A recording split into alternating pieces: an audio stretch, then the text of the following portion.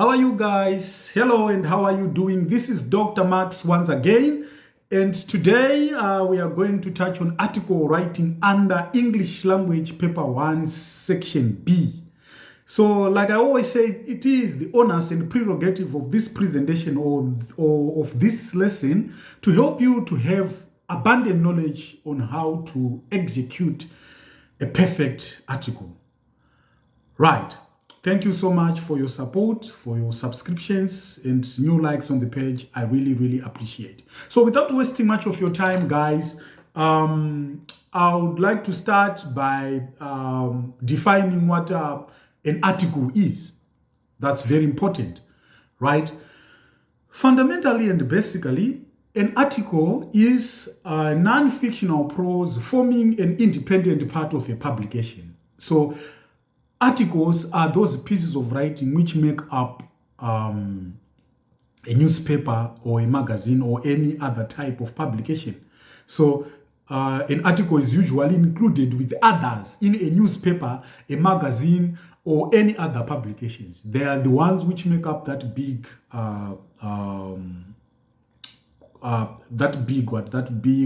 collection, which you would label as a newspaper or as a magazine. For example, if you would take newspaper writing into consideration, you find out that articles are grouped according to the topics. We have articles for politics, articles for entertainment, articles for what for sports from the back page. All of those are articles, and they make up the newspaper.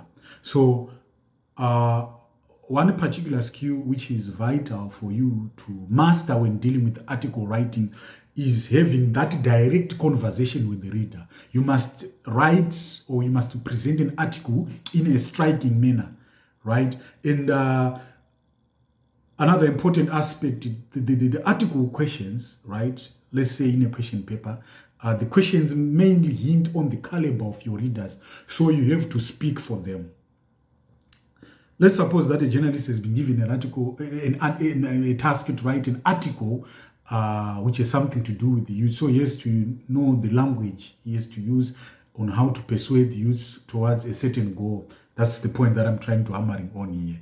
And I would like to reiterate it that the questions mainly hint on the caliber of your readers, like how we touched it in speech writing. You just have to know who you are writing to. The primary reader. That's important. Act like a musician on stage. Don't write for yourself, write for them, right? Like when a musician is performing, like when Mingy D is performing, like when Benabo is performing, they are not on the stage to entertain themselves, but they are on stage to entertain those who have paid their hard-earned dollars to watch them. That's how you must write an article. It's quite different from descriptive writing or from narrative composition, in which you will be writing about your personal experiences in most cases. In article writing, you have to present it for the audience.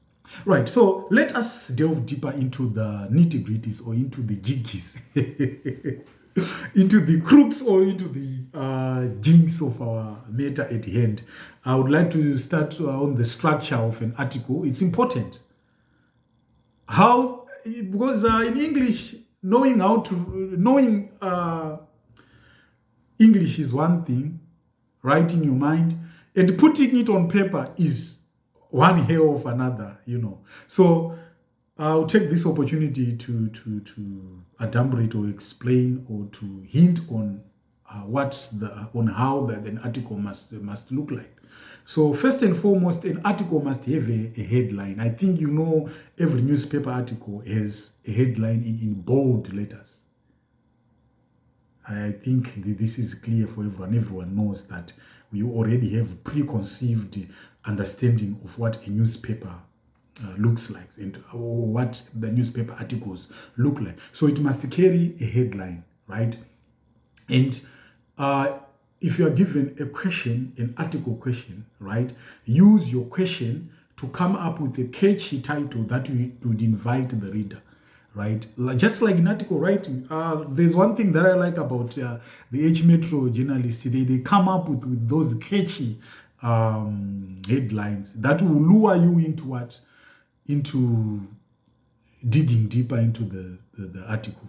You get the sense? Suppose, okay, for example, you are given an article question about drugs. You just have to come up with the topic or with the title or headline like drugs reign supreme in Bari. You get the sense? Someone will be enticed to read about the drugs. You must have much knowledge about the drugs through your article. You get the sense? Your headline itself, right, is quite catchy. It's important. It's like the poster. It invites the reader into your story. So come up with a catchy headline. But remember, like I said, you are not given it on a silver platter. Mark my words here. You are not given it on a silver platter. Those Zimse guys or those Cambridge guys do not give you headlines on a silver platter. You have to create them from the what? From the question. Right. That's the skill they'll be trying to test. So after the headline, you have to show your name by who. Who are you? Give us your name. Just a simple as that. Then you go on to what? To the actual writing. And the other thing is when you are, the introduction of an article must expose some of the key details of your story. Let's suppose that a certain boy was killed by a crocodile, was attacked by a crocodile in Sawe River. Give us the specific details. What is the name of the boy? Where, when, right? Where and when was he mauled by the what? By the reptile. You get the sense? Which part of the Sawe River? Because Sawe River is quite lengthy, right? Maybe it's the Boera part of the Sawe River. Maybe it's the Checheche or the Chipinge part of the Sawe River. Give those specific details. And you can also give the age as well. You have to do that in the introduction so that you can lure the reader into wanting to know much about your story. So those details are also very important. Analyze the question and try to come up with the introduction, which is quite catchy and greatly invitational in its approach. So, right, as you'll be formulating your paragraphs, put on the journal jacket when writing. Be journalistic in your approach. You get the sense? I also teach geography at O level. There are some questions which order you to put on the jacket of the Minister of Transport so that you can give solutions to a certain problem. So you have to think and reason and give solutions like a typical Minister of Transport. So that's what you're supposed to do. When you're writing an article, you have to put on the jacket of a journalist. You get the sense? So journalism is not journalism for the sake of journalism. Dr. Marx is now a student at the University of Cape Town due to the works of journalists. You get the sense? Journalism is all about changing lives. That's what good journalism is all about. It is to balance the discourse and come up with news that help to improve the lives of people. Like nowadays, we are in the digital era. We have bloggers as well. They post on behalf of someone who is facing the misfortune or is in demand or who is wanting some medical bills and stuff.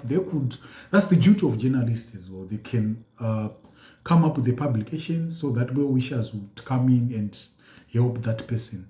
I'm trying to give you a picture of what the journalism job is all about. It's not about writing. No, it's also about finding the impact of the writing. How is it going to change the lives of people? That's what quality journalism is all about. So that's the jacket that you're supposed to write when you're writing about what? Journalism. Yes, you have to change lives. Right? Let's say you are an entertainment journalist, right? You have to write in a way that even those revealers would not like the type of music that you are writing about. They have to like it. You get the sense, right? Like one of my best entertainment journalists, that's Plot Marco, right? He presents everything in a way which is quite balanced, and he tries to come up with a positive discourse. Whenever there is a problem, he pinpoints the problem and also comes up with a solution. So that's what you're supposed to do.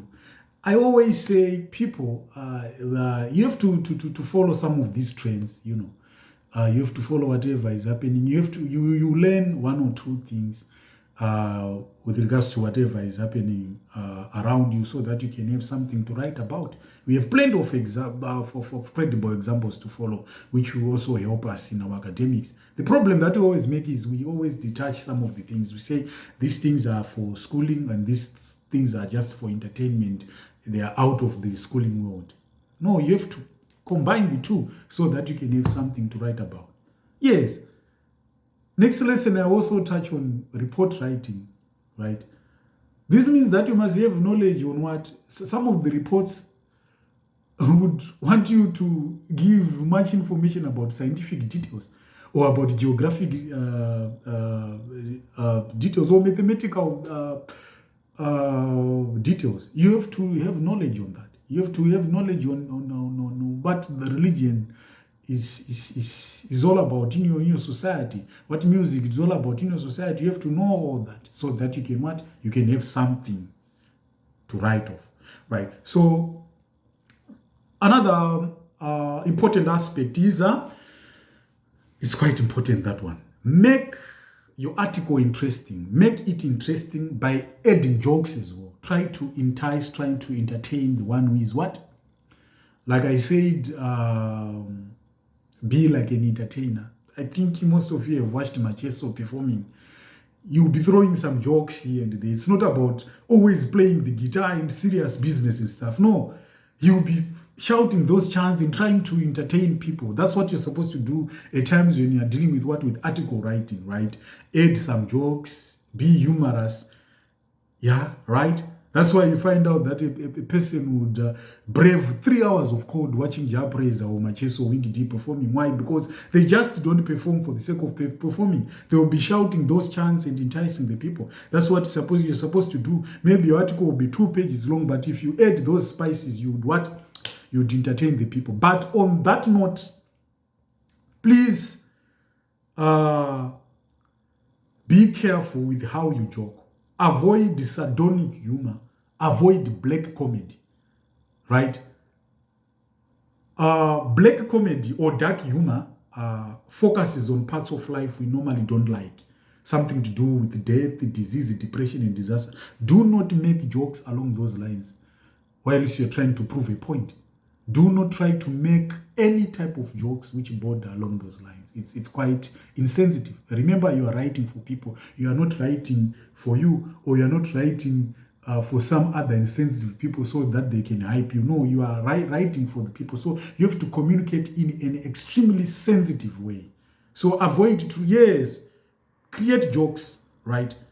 Make it entertaining, but avoid jokes which has something to do with people's hardships and misfortunes. When you are writing, it's quite insensitive. It's grossly insensitive. Many people would not take it lightly. Some journalistic articles are quite inflammatory and they are inflammatory and they're sensational in the way that they would want some people to comment on it. So I would rather, as a student, advise you not to go along those lines.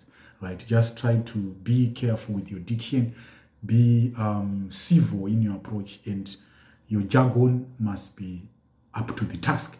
Right. So also avoid the language that is too formal. It also depends with the article, but in most articles, articles like in sports writing, they are not too formal in their approach.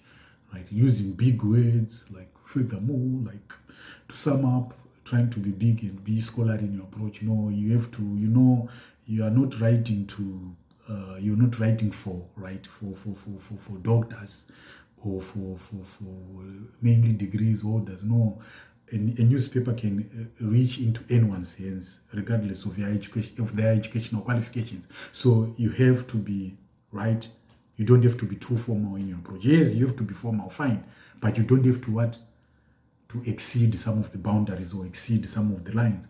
Yeah, use rhetorical questions so that you can conjure or you can awaken the giants which are in the minds of the people, right?